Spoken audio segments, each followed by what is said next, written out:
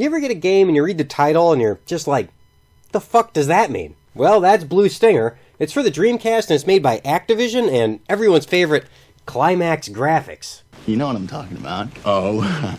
The title gives me absolutely nothing to work with here. Like, what, are we talking about the Eddie Bauer edition fishing lure at the Bass Pro Shop? Looking at the cover, it's got this dude screaming in the background that looks like a zombie, and it's got this knockoff Time Crisis guy wearing the least tactical blue t-shirt he could find in his wardrobe. Our hero is Elliot Balad, the creepiest motherfucker in the Dreamcast library. He's hanging out with his friend Tim. I love the first opening line in this game. Hey, Tim. Hey, Tim. Now, it's not Tim's boat, mind you. It belongs to Dog's Bauer. You know this because the game will not shut up about it. I'm a captain of the SS Deanna. His name is Dog's Bauer. He's a captain of the SS Cargo Deanna. He's Dog's Bauer, captain of the SS Deanna. Yeah, Devlin. Show some respect to the guy in shorts. We wound up learning a lot about Dog's backstory, so why they yak about this ship so much, I don't fucking know. Actually, the back of this thing says it's the Blue Haru? I guess this is just Dog's pleasure craft. What's really strange is besides these other introductions with dogs, the first time you meet him, it's like this weird horror theme. Like, what is it? Is he gonna axe murder us? No, he's just a guy built like a Maytag refrigerator with Bad Santa's backstory, and frankly, he's the best character in the game. You unlock him, like, 5 minutes later, so it's not even like the suspense is being held for long. So we're just chumming it up out here when a meteorite crashes and everything gets surrounded by this blue dome with a giant butthole on top. I guess it's the azimuth. Yeah, Majora's Mask gets a terrifying moon. Blue Stinger gets a giant sphincter from a member of the Blue Man's group. Then Tim gets Philadelphia experimented into the wall and our ship explodes, so we're going for a swim.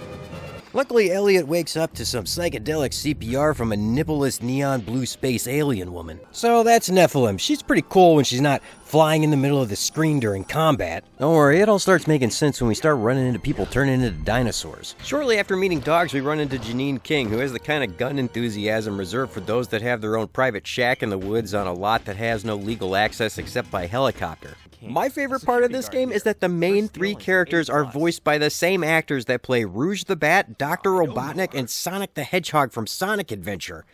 Ryan Drummond does a pretty good job of giving a lot of range between voices, so Elliot doesn't really sound like Sonic or Shadow. But Janine and Dogs, yeah, they're Rouge and Eggman.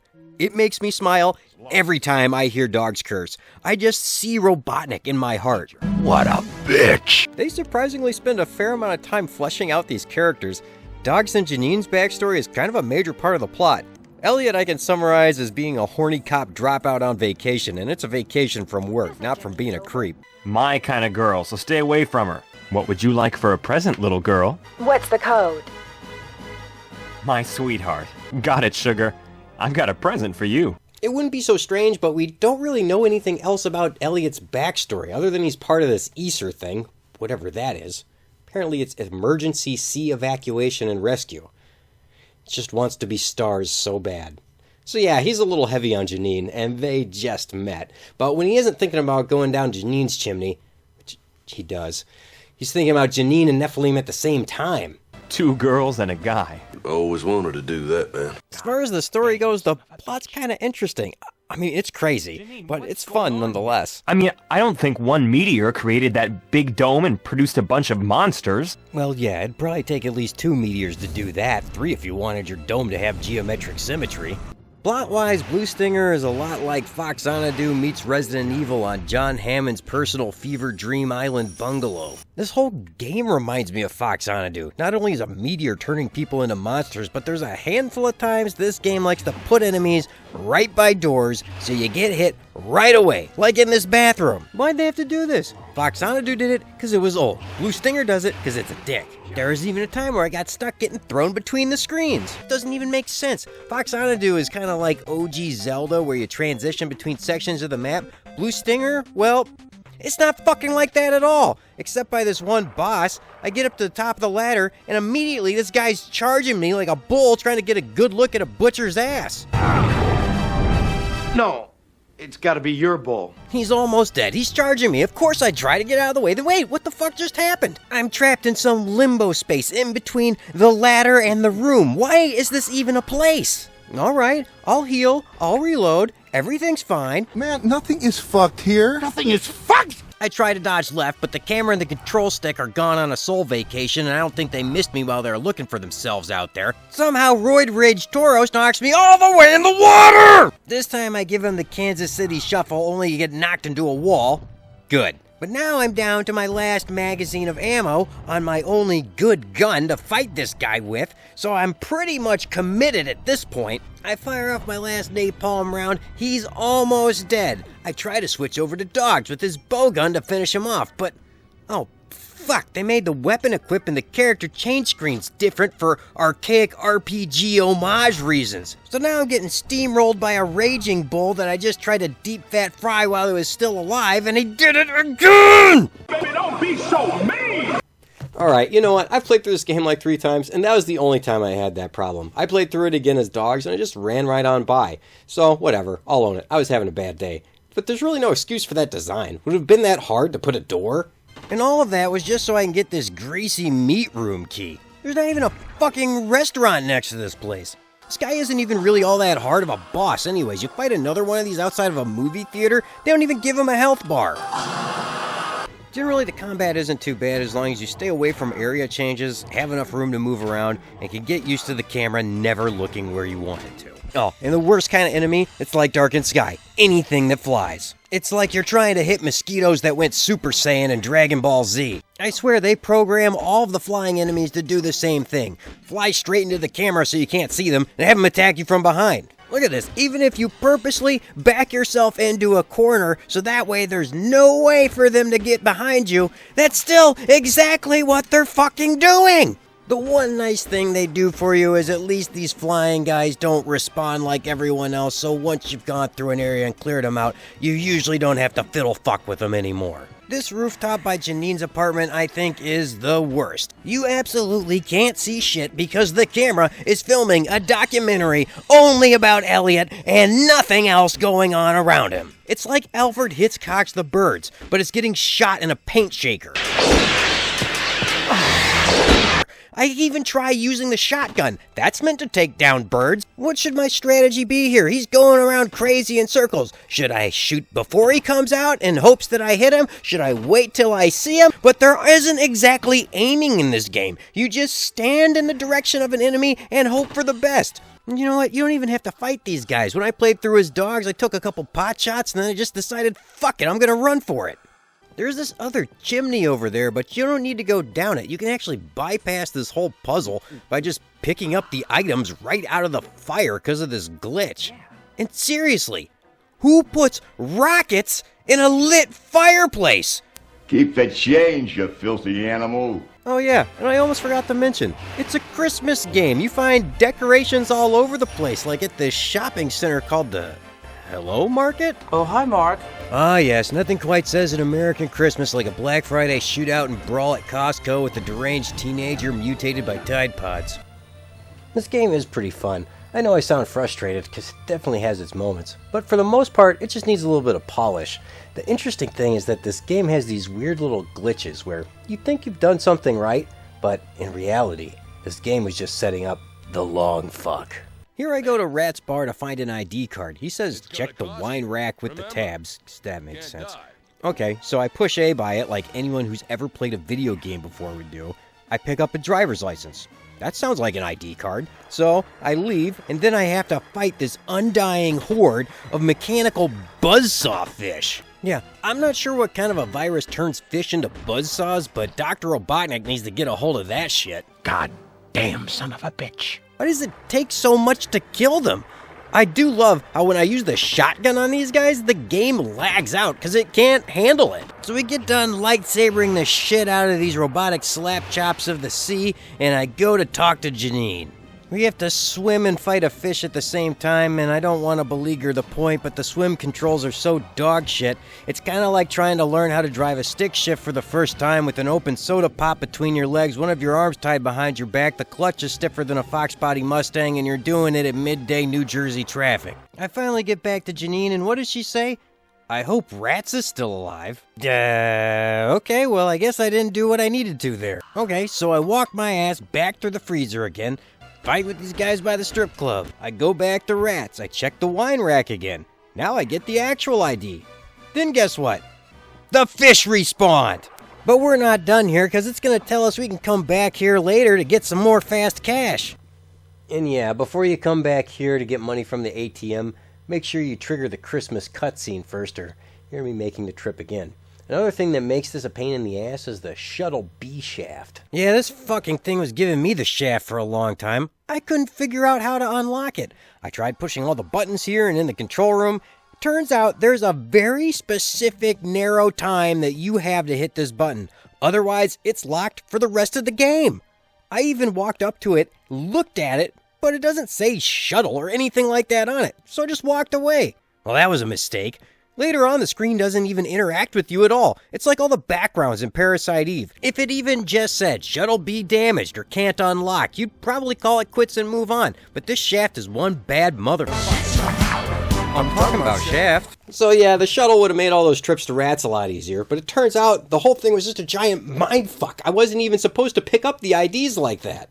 I figured this out with dogs because he just wouldn't pick them up. I even look at the floor like, isn't it here? Then while I'm messing around, Dogs accidentally pushes the wine rack. Well, shit, okay, I get it. Well, I feel fucking stupid. Now I get both the ID cards and the tackle shop key? What the fuck? Guess what we get at the tackle shop? Fish poison. What are we going to do after we throw it in the water? Swim in it. Because blue stinger, that's why. You know, it feels like some sort of weird cosmic force was coming together just to fuck me over with this one improbable situation. But, c'est la vie. This game sounds frustrating, but I still kind of like it. It just has a lot of rough edges that needed to get worked out. Kind of a key thing to know immediately is that you can push boxes or you're going to get stuck at the very beginning of the game. Mostly we're using the boxes to climb on things, but it does remind me of old school Resident Evil quite a bit.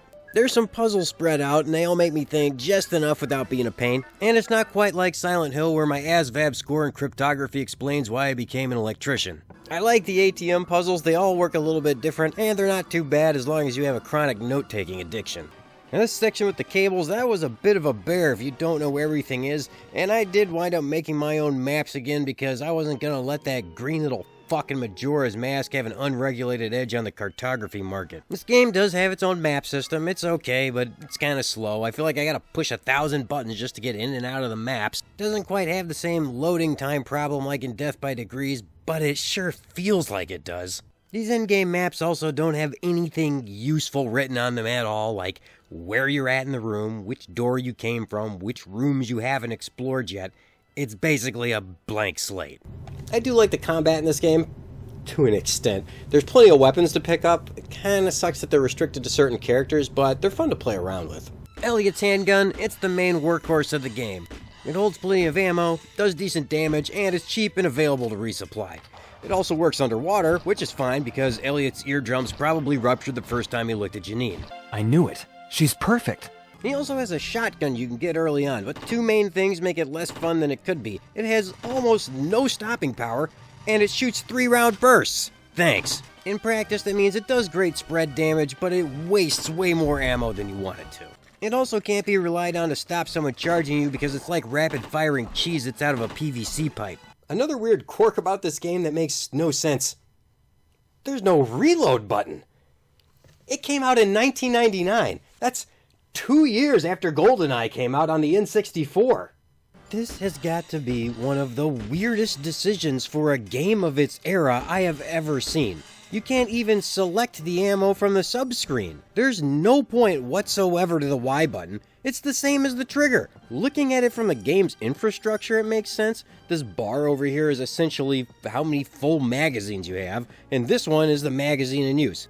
Maybe they didn't want people to waste a nearly full mag by reloading. It seems like they could have figured out a way to do this, but they didn't. So what that means is if you're low on ammo and you know some bad guys are coming up and you don't want to reload mid-battle, just dump your fucking magazine into a wall so you can move on. Elliot can also get this acid gun, which is okay from time to time.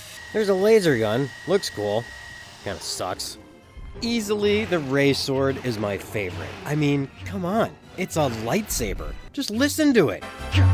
What more could you ask for? There is a small learning curve to getting down the timing with it, but it's not that hard to figure out. Now, it is expensive. There are other weapons like the stun rod that are pretty good too. I like how the stun rod's like an electrified baseball bat.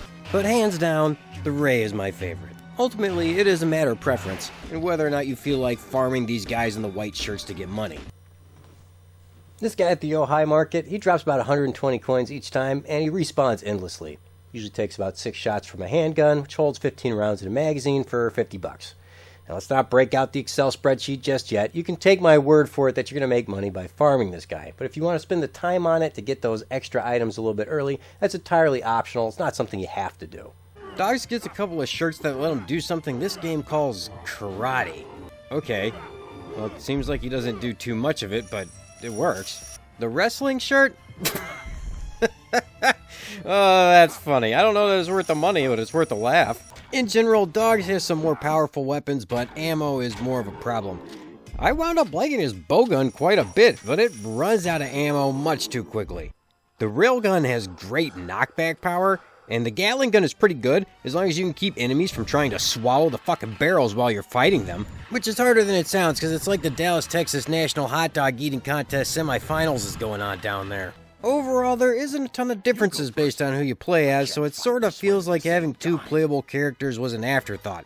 You can play the entire game with Elliot and never switch to Dogs. If you play as Dogs, though, you have to switch out pretty often because he can't swim or he's too slow. Dogs is so slow, there is one scene where he can't run fast enough before this tank explodes. You have to do this with Elliot. I love this whole scenario. There's this massive hole in the ground blocking our way with this huge fuel tank in front. So our plan is, we're gonna blow up the explosive tank, then use the explosion to cross the gap with our bodies. I'm not making this up. What's even stranger is there's a road literally right next to the tank that goes where we want to. What's stopping us from walking? This tiny chain link fence? That's why we can't get through a chain link fence? I have a freaking lightsaber.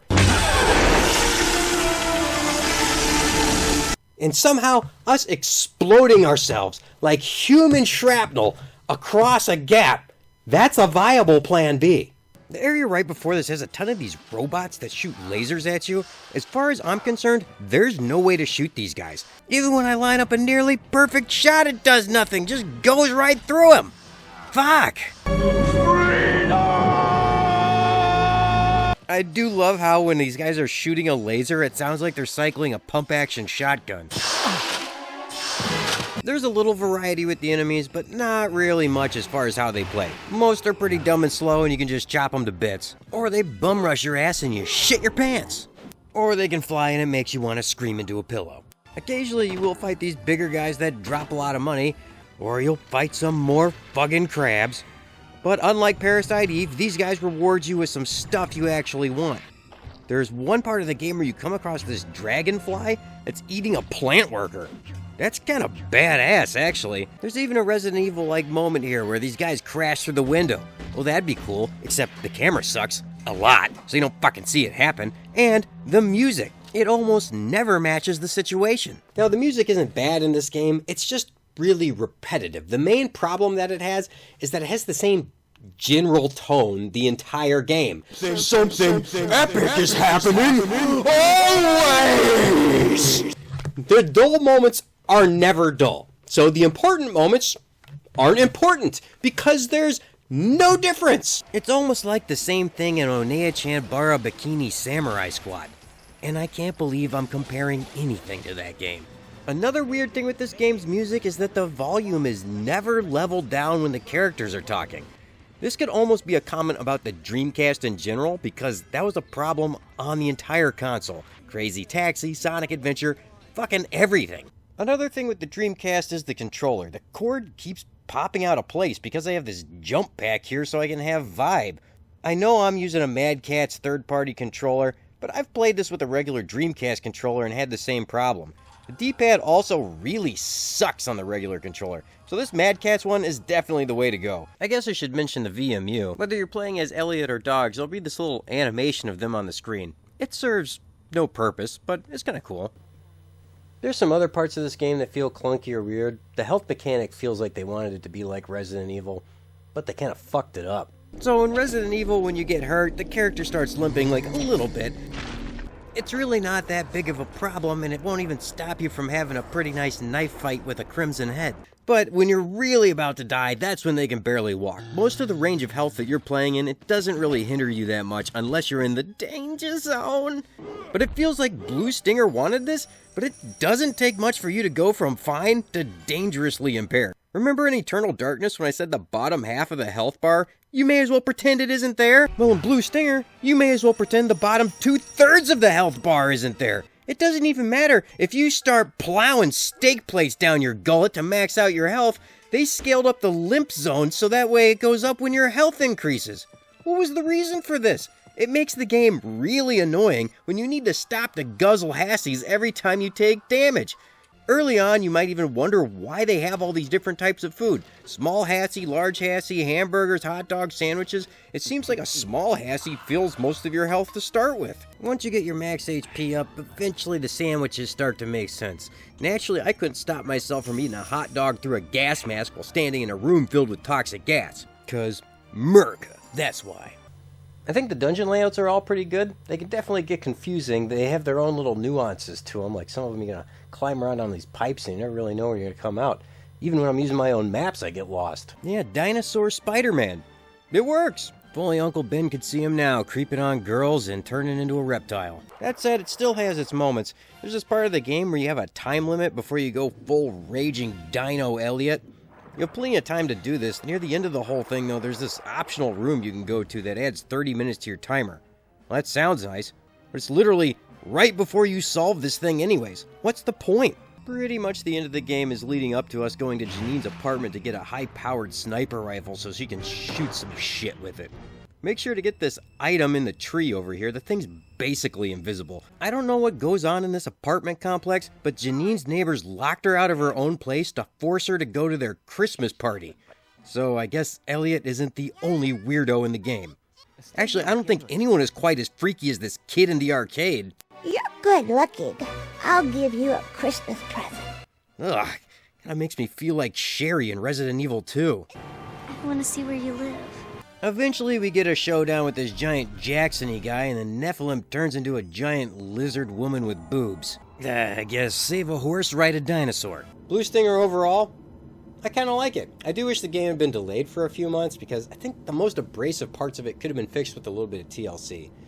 Except for maybe the swimming. It's so fucked. But all in all, it plays like the Dr. Thunder of a Resident Evil game. And I'd still drink that if I was out of Dr. Pepper. Till next time, keep on playing.